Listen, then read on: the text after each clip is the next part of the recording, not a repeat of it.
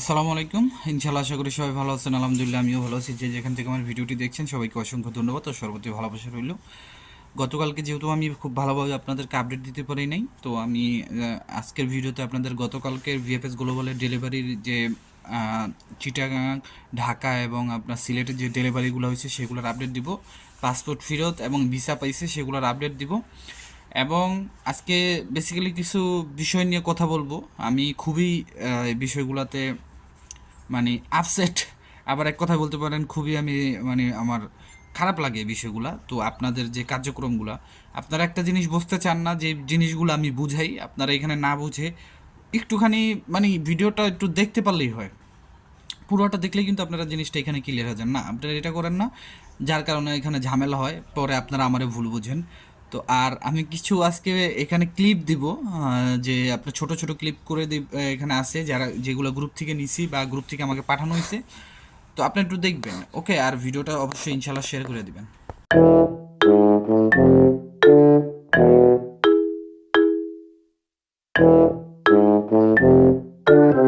কিনছি রে কিনছি, আমি টেনশন কিনছি, হস্তায় পাই চালাম, বস্তায় বস্তায় কিনছি। তো সব কিছুর জন্য আলহামদুলিল্লাহ। প্রথমে আহ, যে কথাটা বলতে চাই সেটা হচ্ছে যে আজকে আমি প্রথমে গতকালকে ঢাকার যে আপডেটটা সেটা আমি দিই। তো গতকালকে ঢাকায় যতটুকু আমি আপডেট পাইছি, আমি অনেক জায়গায় দেখলাম, তো প্রায় 1,000-এর উপরে আপডেট ছিল, যার ভিতরে আপনার ভিসার সংখ্যা আমার কাছে যতটুকু আপডেট আছে এখানে, মানে আমার কাছে একটা আপডেট আছে 334টা এবং একটা আছে হচ্ছে 1,020টা। তো এখানে 300টাই প্রায় পাসপোর্ট ফেরত দেওয়া হয়েছে, যার ভিতরে ফ্যামিলি ভিসা হয়েছে হচ্ছে 12টা 2024 সালের, স্পন্সর হয়েছে 8টা 2024 সালের, এগ্রিকালচার হয়েছে 2টা 2023 সালের, তারপরে আপনার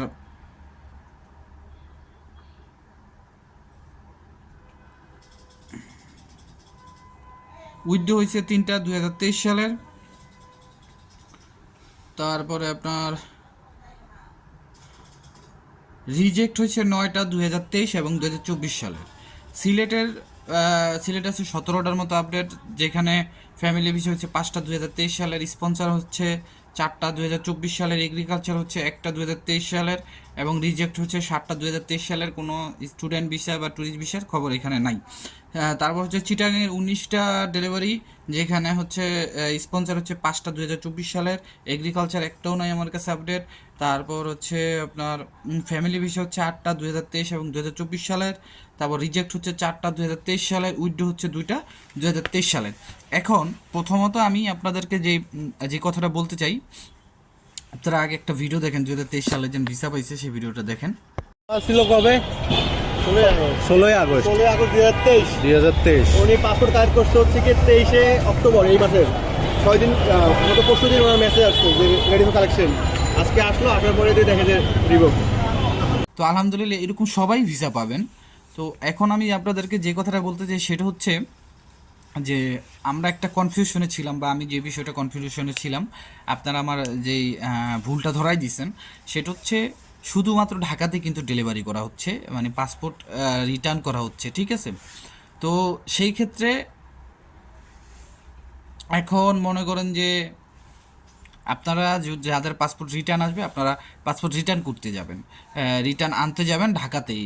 সিলেটে জমা দিয়ে থাকলে ঢাকাতেও যাবেন, তারপরে আপনার ঢাকাতে জমা দিয়ে থাকলে ঢাকাতে যাবেন, তারপর চট্টগ্রামে জমা দিয়ে থাকলে চট্টগ্রামে যাবেন, ঠিক আছে? ঢাকাতেই আপনাদের পাসপোর্ট কালেকশন করতে হবে। তারপরে যে কথাটা হচ্ছে সেটা হচ্ছে, কালকে আমার একজন মেসেজ করছে, সেটা হচ্ছে আপনার ওনার পাসপোর্ট জমা দেওয়ার পরে ওনার রিটার্ন মেসেজ আসছিলো, কিন্তু উনি যায় নাই পাসপোর্ট আনতে। পরে তারপরে ওনাকে ফোন দেওয়া হয়েছে, অনেক দিন হয়েছে, প্রায় 90 দিন ওভার হয়ে গেছে। তারপরে উনি ফোন দেওয়ার পরে ওনাকে বলছে আপনার এখন আসতে হবে না, ঠিক আছে, আপনি পরে আসবেন। তো ওনার পাসপোর্টটা দেখলাম, ওনার পাসপোর্টটা আবার রিটার্ন এম্বাসিতে ব্যাক করা হয়েছে। আর ওনার না যাওয়ার কারণ হচ্ছে ওনার যে মধ্যস্থতাকারী জানার পরেই মধ্যস্থতাকারী তাকে বলছে পাসপোর্ট আনার দরকার নাই, যা করার তিনিই করবে, এরকমটাই তিনি আমারে বলছে, বা আমি যতটুকু জানি। এখন এই যে আমি যে কথাটা বললাম, যারা দেখতেছেন যাদের পাসপোর্টটা রিটার্ন মেসেজ আসতেছে বা আসবে ভবিষ্যতে, আপনারা দয়া করে রিটার্ন মেসেজ পাওয়ার সাথে সাথে পরবর্তী দিনে আপনারা পাসপোর্ট আনতে যাবেন। ও আরেকটা কথা, উনি যে জমা দিছিল ওনার হচ্ছে স্ক্যানিং কপি জমা দিছিল, উনি কিন্তু পাসপোর্ট জমা দেয় নাই, ঠিক আছে? কিন্তু তারাই হয়তো রিটার্ন করার জন্যই করছে। এখানে একটা মানে সন্দেহ থেকে যে হয়তো বা তারা যে কোনো কারণে তাদের অ্যাম্বাসি ভিএফএস গ্লোবালে ভুল হইতে পারে, কারণ আমি যতটুকু থিঙ্ক করতেছি, কারণ আপনার না হলে পরবর্তীতে কেন তারা আবার বললো আপনি পরে আসেন, হয়তো বা এটা তাদের ভুল হয়েছে। তবে যাই হোক, স্ক্যানিং কপি হোক, পাসপোর্ট জমা দিয়েছেন, যেইভাবেই হোক, আপনাদের পাসপোর্টের যদি কোনো মেসেজ আসে রেডি ফর কালেকশন আনতে যাবেন। পাসপোর্ট উইথড্র দিছিলেন সেটার মেসেজ আসে আনতে যাবেন। মনে করেন না যেন ওইখানে পাসপোর্ট ফালায় রাখলে হয়তো বা ভিসা হয়ে যাবো বা হয়তো বা একটা ভালো কিছু হবে, না, এটা আরও আপনার ভোগান্তি, এটা আরও আপনার জন্য খারাপ হবে। তো যাদের রিটার্ন আসবো, যেই মেসেজে আসুক, আপনারা দয়া কইরা ভিএফএস গ্লোবালের সম্মুখীন হন এবং সেখান থেকে আপনারা কালেকশন করেন। মনে রাখবেন, রিজিকের মালিক আল্লাহ, ঠিক আছে? আপনার রিজিক যদি ইটালি থাকে অবশ্যই আপনি ইটালি আসতে পারবেন। আপনি ডকুমেন্ট ফালস থাকলেও আপনি আসতে পারবেন। বললাম এক্সাম্পল, রিজিকের মালিক কি আল্লাহ, তো আল্লাহ আপনার মনে করেন চাইলে সব কিছুই পারে। আবার ভাববেন না ফলস দিলেই হয়ে যাবে, এটা একটা কথার কথা বললাম, ঠিক আছে?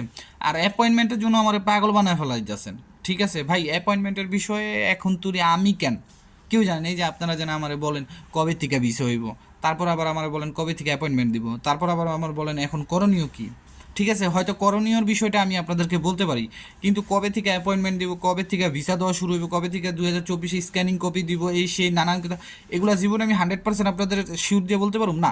শিওর দিয়ে বলতে বলে তা সবাই আমার কাছেই এইটু না, তা আমি রাজা থাকতাম না। এটা করেন না আপনারা ভাই, আমার কাছে এটা শিওরভাবে আপনারা জিজ্ঞেস করেন।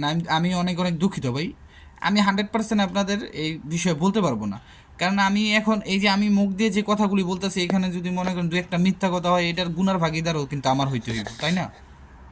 যদি 4,000 মানুষ শোনে, তো 4,000 মানুষ শুনে যদি ওইটার ভিতরে মনে করেন আমল করে, তো আমি কিন্তু গুনার ভাগিদার হইলাম। তা আমি চাই না ভাই এরকম কোনো মানে পাপের ভিতরে আমারে ফালান, ঠিক আছে? আমি চেষ্টা করি যে আমি যতটুকু জানি আপনাদের বলার জন্য। তবে ইনশাআল্লাহ আমি তো বলছি আপনাদের এই মাসের 15 তারিখ অথবা শেষ দিকে, না হলে আগামী মাস থেকে হয়তো একটা হ্যাস্তন্যস্ত হতে পারে, একটা সিস্টেমে তারা আসবে, অবশ্যই আসবে। আর যদি না আসে তাহলে আপনারা তো আসেনই, জিয়ার সৈনিকরা আছেন, জয় বাংলা আছেন, ঠিক আছে? তো আছেন না, আপনাদের না দিয়ে কই যাইব বলেন? আর এখন লাস্ট যে কথাটা বলতে চাই যে আপনারা যারা ভিসা পাচ্ছেন, ইদানিং ভিসা পাচ্ছেন, আপনারা বিএমইটি কার্ডটা করবেন। বিএমইটি কার্ডটা করার পরে আপনাদের ইটালিতে আসার জন্য কি কি ডকুমেন্ট লাগে এই বিষয়টা কিন্তু অনেক জরুরি, ঠিক আছে? এখন এই বিষয়টা আমি আজকে একটু সিম্পল বলে দিতেছি, আমি কালকের ভিডিওতে ইনশাল্লাহ বিস্তারিত দিব। কারণ আপনারা যেখানে ট্রানজিট করবেন সেখানে কিন্তু তারা ভিসা চেক করে, জানেন? আমারে কিন্তু ধরছিল তুর্কিতে, আমারে কিন্তু রোমের ভিতরে নিয়ে আটকে রাখছিল, তারা সেন্সর দিয়ে ভিসা চেক করছে, ঠিক আছে? তো ওই সময় আমার ভিতরে একটা কী ভয় কাজ করছে, এটা আমার মনে হয় না যে কেউ আমার আপনার বুকের সামনে মনে করেন বা মাথায় যদি পিস্তলও ঠেকাইতো এত ভয় পাইতাম, ঠিক আছে? এতটা ভয় পাইছিলাম, ঠিক আছে? আর খালি মনে করেন ফ্যামিলির কথা চিন্তা হইতেছিল। তো যাই হোক, আমি শুধু এটুকুই বলে রাখি যে ভিসা পাইতেছেন যারা, অবশ্যই আপনার যে মালিক, এই মালিকের অন্ততপক্ষে মালিকের কেউরে আপনার এয়ারপোর্টে রাখতে হবে, যে এয়ারপোর্টে আপনি আসিয়া ল্যান্ড করবেন, ঠিক আছে? আর ট্রানজিটের বিষয়টা বা আপনার কী কী ডকুমেন্ট সাথে রাখতে হবে এগুলো সম্পূর্ণ আমি কালকের ভিডিওতে আপনাদের বলবো, যেহেতু এখন ভিডিও বড় হয়ে যেতেছে। আর এখন একটু আমি আপনাদের ভিএফএস গ্লোবালে আজকের পরিস্থিতিগুলোর ভিডিও এটার সাথে অ্যাডজাস্ট করে দিলাম, আপনারা দেখেন। আর সবাই ভালো থাকবেন, সুস্থ থাকবেন, সবার জন্য দোয়া রইল। আসসালামু আলাইকুম, আল্লাহ হাফেজ।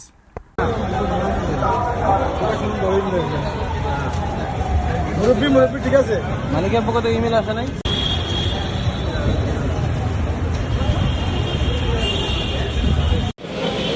দেখতে পাচ্ছেন আমরা লাইনে দাঁড়িয়ে আছি নাফি টাওয়ারের সামনে। সবাই এই লাইনে প্রায় 100-র উপরে লোক আছে প্রায়। ইনশাআল্লাহ সবাই ভিসা পেয়ে যাবে। আর সবাই আজকে নেপালি সিটি রিটার্ন পাসপোর্ট, সাদা পাসপোর্টের জন্য আসছে। কেউ অন্য কোনো সিটির না, সবাই নেপালি সিটির জন্য সবাই ভিসা আবেদন করেছিল যাওয়ার জন্য নেপালিতে। এখন বিনিময়ে শুধু খালি পাসপোর্ট পাচ্ছে, আর এখানে তারা সাথে কিছুই পাচ্ছে না।